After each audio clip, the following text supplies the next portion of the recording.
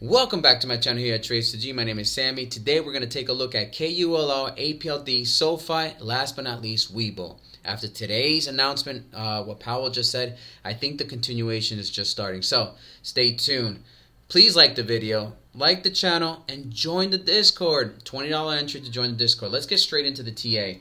KULR, we'll take a look at it first. I did say in my video yesterday, we were just waiting for what? Confirmation. And today, looks like we're getting that first confirmation of a potential reversal here. So earlier in the day, we had a great news on what Powell just said. So above the 5 EMA is what I'm looking at for a potential reversal. And then coming in Monday, Tuesday, I want to start seeing the 10 EMA and then above the 236 micro Fibonacci level. This is going to start acting as a psychological anchor. So in terms of my Discord members, you guys know where I see or anticipation of the resistance. So if you're taking the trade, we actually banged out today. I was in at 482 and I sold at the volatility, and then I'll get back in after I see the 5 EMA closure today. And then actually candles closing above the 5 EMA, and then coming in Tuesday or Monday, I want to see the 236 and the 10 EMA, and then take that trade and then hit that anticipation for the resistance level that's going to pan out, at least in my opinion. So far so good, at least for what's happening at KULR. We did a banger trade today. We bought at the bottom, we bought at the fear, and thus we rode the wave up. So far so good. I gave you the little micro TA on there. Join the Discord to see where the anticipation of that resistance zone is. Moving on to APL. Actually, we'll talk about Webull. So Webull, again, inside an asymmetrical triangle.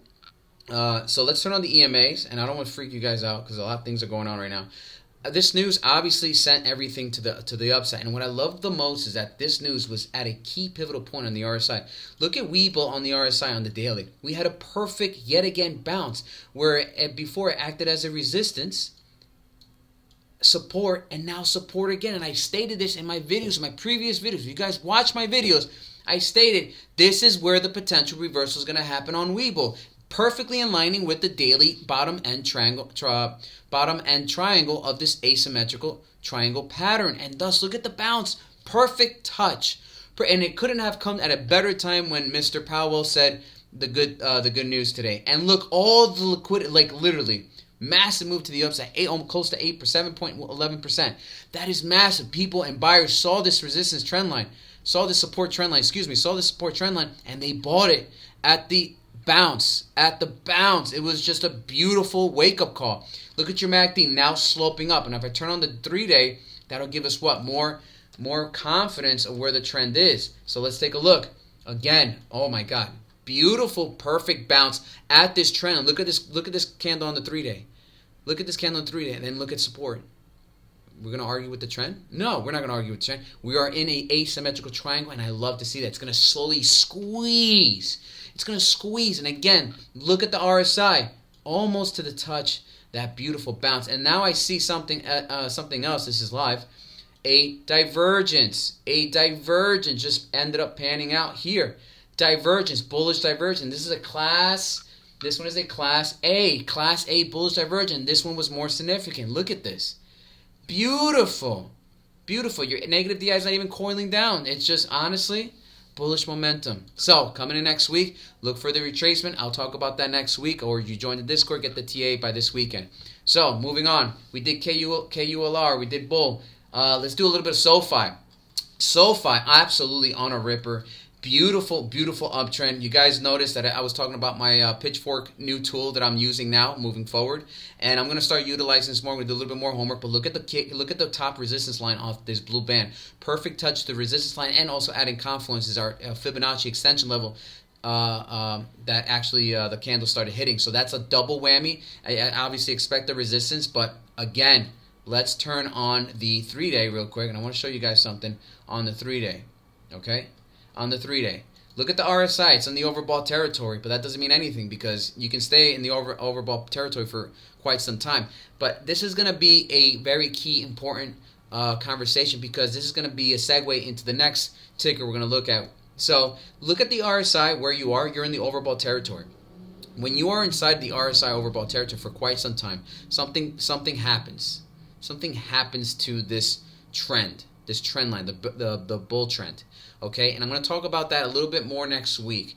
But if this actually pans out the way I think it's going to pan out, SOFI can actually hit can actually go parabolic. But the point I'm trying to make is that notice the trend on this chart, right? Notice the RSI, notice the MACD, notice the positive. Look at the ADX, right? In theory, you're supposed to have a sell-off. In theory, but because the strength of the trend is so bullish, buyers are stepping in at all-time lows. Look what's happening on the 3-day EMA. You're absolutely getting bought up immediately. This the 5 EMA, the 5 EMA is my orange. Look what happens when price always touches it. It gets bought up. More relevant when you have a potential catalyst, a huge sell-off. You got bought up not only off this trend line where we see here, off this pitchfork tool, which I love. You also buying at least at the 10 EMA. In terms of the strength of the trend on SOFI, it is very much going. It's just so bullish, and I have indicated targets at $40 on this thing.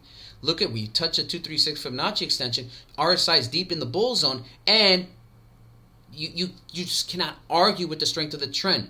So indicated targets on $40 retracement. Well, just look at your EMAs. That's your buy the dip opportunity. So the buy the dip opportunity. Turn on your charts. All right, and that is look at the red line EMA. If you can't see it on my chart, that's fine. Let me turn off all the noise. Actually that's my EMA. Let me actually turn it back on. My 20 EMA is your absolute buy the dip opportunity. Look at every time you bought. Look at every time the candle started buying or started hitting this red line. 20 EMA. Look at that instant. Look at that Dragonfly Doji instant. So if you're looking for a retracement, you turn on your 20 EMA, be patient, and hopefully you get there, okay? And look at the RSI above the center line. Now you're hitting the bull zone. Look at the MACD. Oh my God, this thing is just bullish. Look at the positive DI above the center. Oh, I can't stop talking about this. All right, but this is the perfect segue for APLD, okay? I was thinking about, should we expect a retracement on APLD? Yeah, but is it going to stay? Are we going to anticipate a huge momentum back? No. Why? Because why? The strength of the trend. Again, look at SOFI. Look at the RSI. Okay? Look at the strength of this trend. Okay? Let me just make it more apparent. I'm going to stretch it out more. Look at the RSI.